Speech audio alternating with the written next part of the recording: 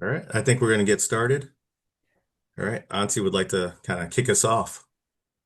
What's up, guys? It's been a while. I haven't talked to you guys in a minute. I mean, one-on-one, I think we've connected with some of us and just really appreciate you guys being here and spending the time. I'm in Los Angeles right now and good start to the trip. But I mean, more than anything, I just want to say that like exactly what we put out in our release, like Trey has been so huge in our community. Him and Shelby, what they've done, we just wish them the best. They've been phenomenal for our organization. Like talking about a guy that's been the face of our franchise for quite a long time.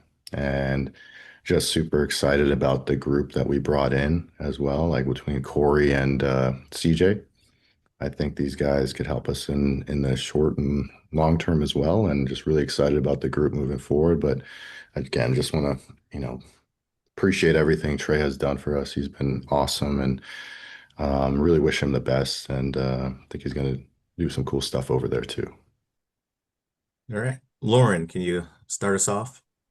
Of course. Lauren Williams, Atlanta Journal-Constitution. Hey, Ansi, I know there's a lot of reporting that kind of filters out about the timing of the Trae Young deal, whether it was going to get done before the deadline or not. But I was curious from your perspective why it was important or imperative to do it now. Yeah, as I think as you guys have seen with me, like our group too as a front office, like if there's deals to be done, like why wait is my philosophy on that. If you like something that you think makes a lot of sense, we're gonna do that. We just do what's best for our organization moving forward. And I'm not one to really wait on anything like that. If it makes sense for us today, tomorrow, like we're gonna move on something. So there was really no question of, like let's wait a little bit and figure this out at the deadline. Great.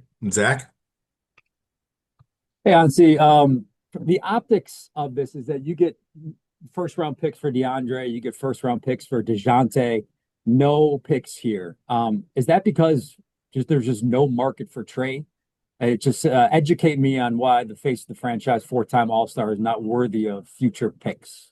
Yeah, like I'll never get into like the discussion of negotiations or anything like that, but we're just really excited with CJ and Corey coming back to us. We like the group that we have, and this made a lot of sense for us. But we liked the trade, and what we did was something, like we really thought this would help us now and in the future, and that was really important to us. You said you liked it. Real quick follow-up. What do you like about it? The trade, the players coming back, I think they're excellent fits with us. They make a lot of sense for us, and we get deep in our rotation too. I think you guys kind of saw a little bit of that last night. We're a pretty deep team before this, I felt like, but I think we just added to that. And CJ's veteran leadership, Corey's been a pro. These guys are pros, and they really add to the locker room. They really add to our on-court play as well, and we're just really excited for them. Okay. Caleb, you're up next. Hey, Onsi, Caleb Johnson with 92.9 The Game. I'm curious, just for you, Mhm. why did you think that Trey no longer fit in the future plans for this team? Well, I think the guys we got back made a lot of sense for us. I think we've also seen like the evolution of our team as well. We have a lot of ball handlers. I think you guys have seen that too. A lot of guys that can initiate offense. Jaylen's emergence, like guys basically averaging a triple double this season. Dyson on ball, Nikhil on ball, I guess CJ on ball. Like we have a lot of guys that could handle and just fitting the evolution of where we're going. I think this made the most sense for us. It made sense for Trey, and I think this was the right trade for everybody. All right, John Hollinger. Yeah, Lindsay, hi. But John, C CJ is, as far as I know, extension eligible. Is that yeah, anything you guys have talked about, or is that something more you push off until after the season? yeah, we'll see where that all goes as the season comes along. But CJ's been awesome. Like he's somebody that I think could fit here long term as well, and really excited about having him here. But yeah, I can't really say anything about extension talks or negotiations. Okay. Brad Rowland. Hey, Onsi, Brad Rowland from Locked On Network. I'm going to use your favorite word, which is optionality. Yeah. How much of that philosophy overarching has to do with this trade and your future books and your planning for the long term? I mean, I think like it is part of it for sure. Like when we go through all the calculus of making the deal, there's elements of the financial flexibility, the optionality, which is huge for us, but also like the players we're getting back. We have a really young team, as well as you guys have seen. We're I think like before we made this trade, we were what the third youngest team in the league, and just having that optionality and in this current cap environment, you guys are seeing it. You guys are seeing the repercussions of it and the consequences if you're not diligent with how you spend in your cap space. So I felt between that and like more so is really just the players coming back. We really like the guys that fit with us and their roles here. So really excited about all that. Really excited about the current season, but also the future of this place. I think we did really well in that regard here.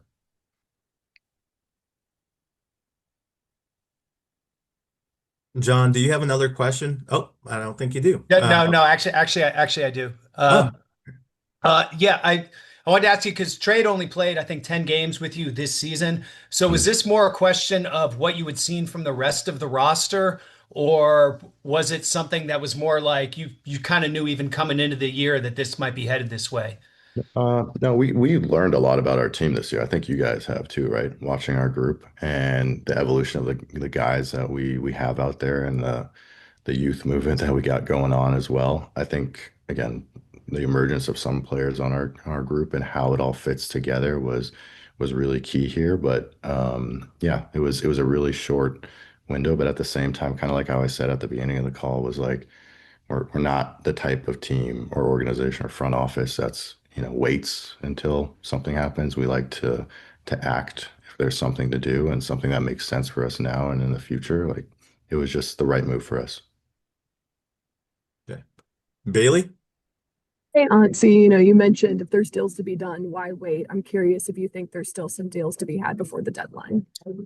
Like around the league, is that what you're saying? Yeah.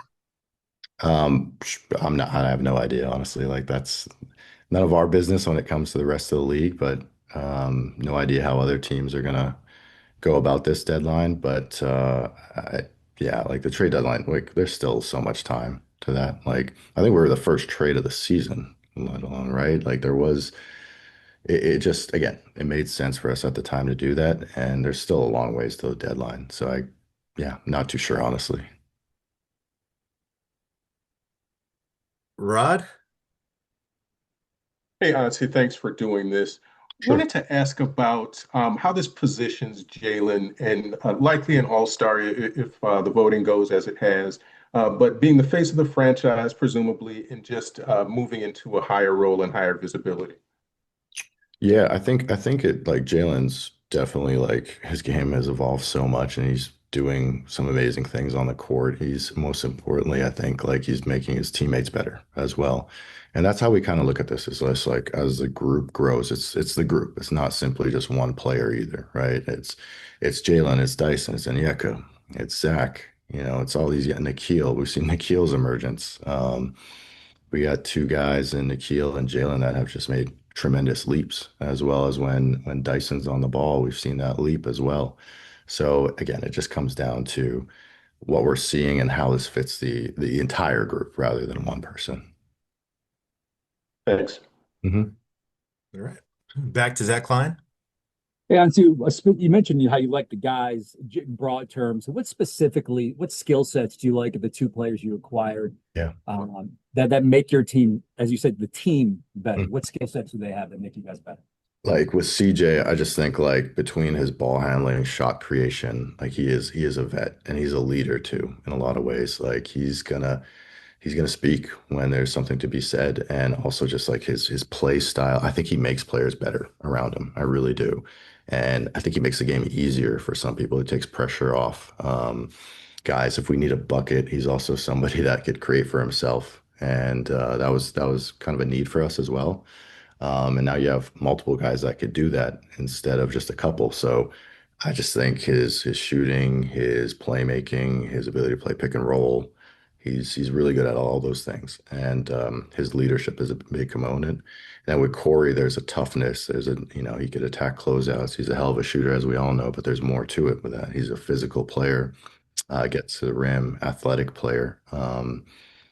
Again, they just fit how we're trying to play too in a lot of ways. And again, we're really fortunate to have all those guys, and they're just such they're really good dudes too. On top of it, I'm sure like none of you have heard anything bad about those guys. They're studs as human beings, and they fit the culture that we're trying to build. Okay. Brandon, you're next up. Hey, Nancy, Brandon Harper, 680 The Fan. I know you talked about always wanting to make your team better, always looking to make your team better. And I know we still have a lot of season to go, and you love the guys that you have here.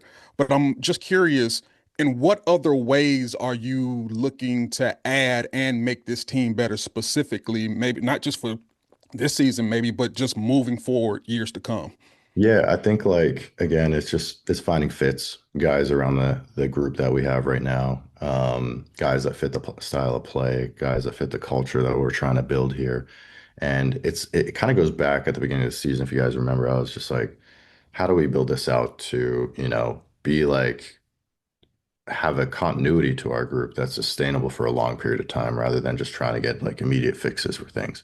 That's not what we're about. Like we want to build this out where we're good for a long time, not just for, make a playoff push here. So let's go all in. We're not going to do that. We're not that type of team. Like we are trying to build this out for the long term. Like you guys know I was in San Antonio and Golden State, and like I felt like we never thinking about it when I was in there. Like we never made any like, hey, we got to get better now, do X, Y, and Z, and go all in. Like we never did that. I think when I was at San Antonio, we never traded a first round pick or anything like that.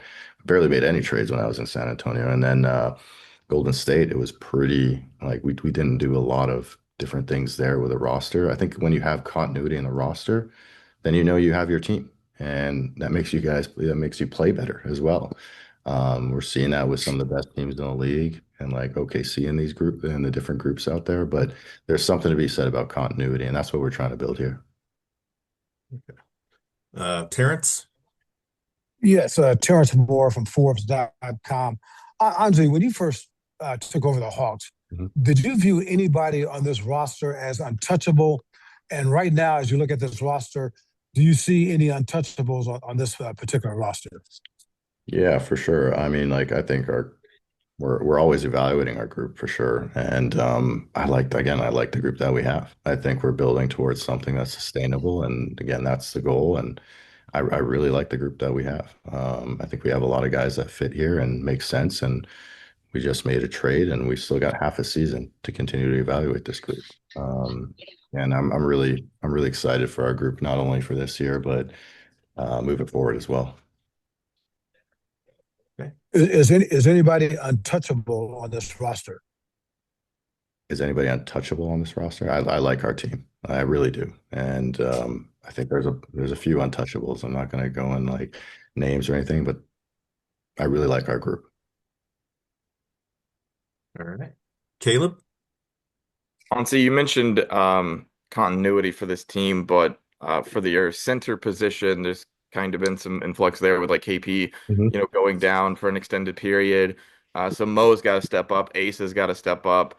Do you feel like the center position with a month to go is something that needs to be addressed in this team, either for now or the future? I think right now it's just like we're just continuing to evaluate. I know KP's been out for a while, but we feel good about KP coming back. The other thing is like with KP going out, I don't know if there was going to be opportunity for us to see Asa do the things that he's been doing as well. And like we learn about Asa that way. We learn about Mo that way. And, I think people look at the roster and see the big situation. Is there anything we could do there? We like our bigs. We really do. And let's just continue to evaluate it. We still got 41 games to go, and there's a long period of time to figure this out. And again, we're not going to do anything that's like a quick fix for this season. That's not what we're intending to do. It's like building this out for the long term is everything, and we'll evaluate the rest of the season, see how everything goes. But we're really excited about what Onyeka's been doing, what KP's been doing when he's been playing. And then the minutes from Mo and Asa, we're learning a lot about them and how effective they could be. Okay, I think we're gonna open and close with Lauren. Oh, okay. Ansi, you mentioned obviously your past at San Antonio and not trading first round picks, and then not doing anything rash in, to try and get better maybe right now, but you have a pretty valuable pick that you got from New Orleans. I mean, as you kind of evaluate the landscape that's going to unfold over the next month, I mean, how valuable do you find that pick to maybe do something that will set you guys up for the future? Yeah, I think that, I mean, the draft is to me our biggest transaction period. Like I was, again, like the draft is how you build organically. It's how you build internally. And I just think I feel like this is a really good draft with the talent that's available. So again, that will be our most important transaction period. Like we got to nail the draft. That's going to be really important for us as we build this thing out. And yeah, we're really excited about it. We'll see where it all goes. A lot of that stuff's out of our control. Um, with really all three of the picks, like we don't have control of any of that stuff. So we'll see where it all winds up. But wherever it goes, like it's our job to make this team better. And that's again, like we are focused on the draft moving forward.